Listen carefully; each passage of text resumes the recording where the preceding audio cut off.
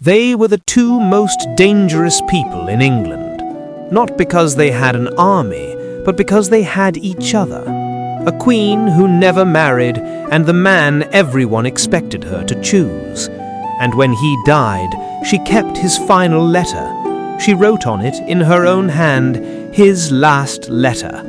So why didn't Elizabeth I ever marry Robert Dudley?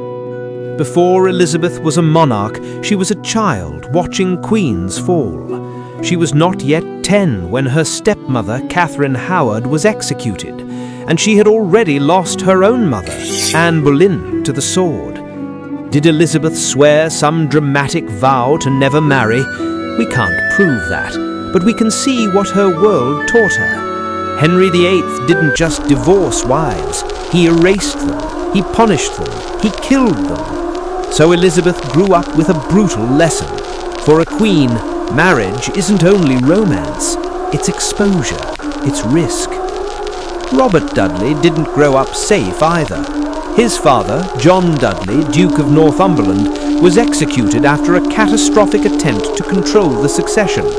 One day your family is near the center of power, the next you're branded dangerous. Elizabeth and Robert didn't just share a court, they shared a reality. In Tudor England, closeness to the throne could kill you. Then came Mary I's reign, and the place that turns politics into terror, the Tower of London.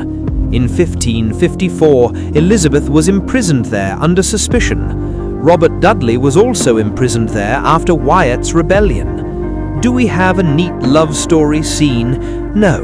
Records of their direct contact are thin, but the experience matters. Shared danger does something. It forges loyalty.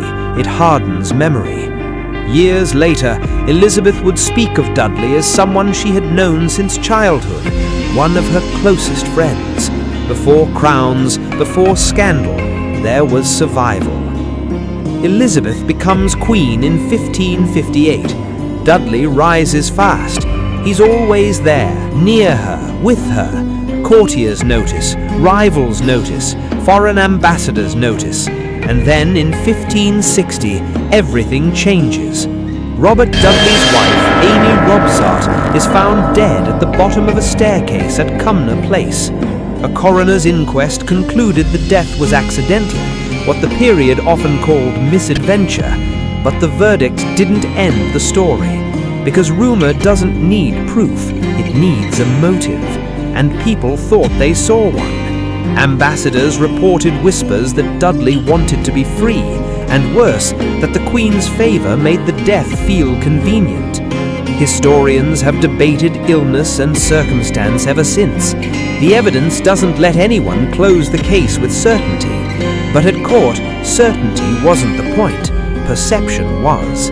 If Elizabeth married Dudley after Amy's death, she risked something a monarch can't easily survive, the suspicion that her desire had turned lethal.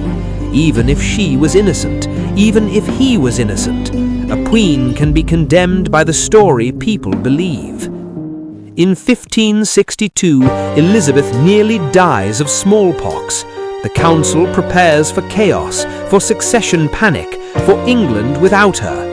During the crisis, Dudley stays close, and accounts describe his sister, Mary Dudley, nursing the Queen, an act that left Mary permanently scarred. This is where you glimpse something private in a very public life. Because when death is in the room, titles blur, and the question becomes simple. Who do you trust? Elizabeth indicated Dudley should play a central role in government if she died, an extraordinary sign of confidence, whatever exact form it might have taken. Not marriage, not a crown, trust. Elizabeth can't marry him, but she can't let him go, so she tries something astonishing. She proposes Dudley as a husband for Mary, Queen of Scots. To the Scottish envoy James Melville, Elizabeth presents Dudley as the person she values most. It sounds generous, it's also strategic.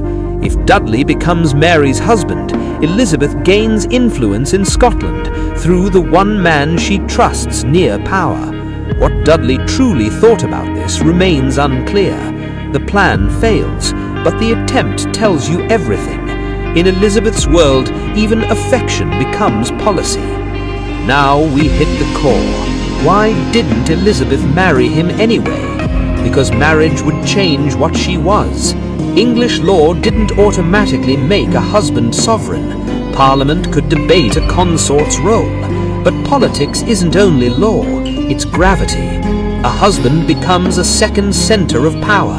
He attracts factions, he makes enemies, he reshapes appointments, he creates a his side and her side. And Dudley wasn't a distant prince, he was a subject, surrounded by rivals, already tied, fairly or not, to a scandal Europe had not forgotten. If Elizabeth married him, she'd hand her enemies a weapon. She's ruled by him. Elizabeth resisted that with everything she had. As she was reported to have said, she would have one mistress and no master. That line isn't just attitude, it's a governing strategy. No husband, no king consort, no divided sovereignty, just Elizabeth. Decades pass, no marriage. Then Dudley makes his own move. In 1578, he secretly marries Lettice Knollys, Elizabeth's cousin. When the Queen learns it, she's furious, and Lettice is banished from court. Later writers describe dramatic confrontations, but the most theatrical versions come from sources with agendas. Still, this much is clear. It wounds Elizabeth, humiliates her, and ends any last illusion. Yet Dudley remains connected to her, not as a husband, not as a king, but as something stranger, the closest person she couldn't safely choose. Robert Dudley dies in September 1588. Elizabeth mourns deeply, and she keeps his final letter. She writes on it, his last letter.